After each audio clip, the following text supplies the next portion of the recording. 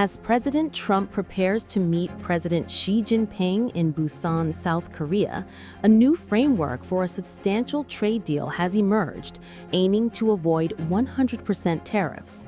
This follows Trump's imposition of 150% tariffs on China amidst escalating tensions over fentanyl. In an interview, U.S. Treasury Secretary Scott Bessent outlined the negotiations, highlighting the leverage of potential tariffs and the broad scope of discussions, from fentanyl to agricultural purchases. Well, Kristen, I think that's old news. President Trump gave me a great deal of negotiating leverage with the threat of the 100% tariffs on November 1st, and I believe we've reached a very substantial framework that will avoid that and allow us to discuss many other things with the Chinese. I think we will be able to discuss them helping us get this terrible fentanyl crisis under control.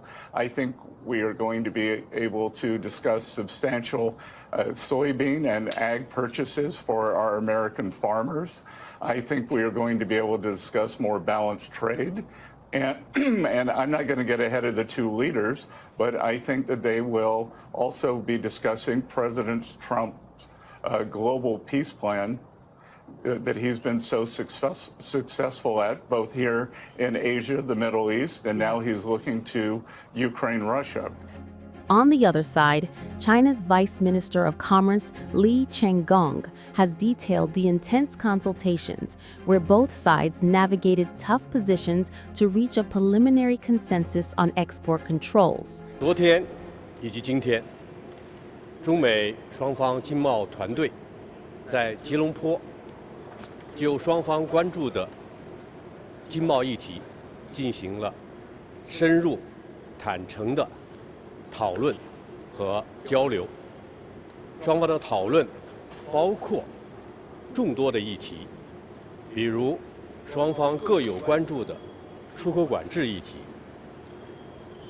对等关税进一步更长时间展期问题、芬太尼关税和芬太尼禁毒合作问题、进一步扩大贸易问题、美方301船舶收费相关措施问题等等，中美双方就此进行了建设性的探讨。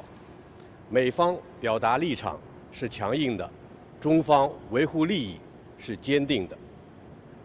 经过1天多的非常紧张的讨论，中美双方就上述这些议题，建设性的探讨了一些妥善处理双方关注的方案，形成了初步共识。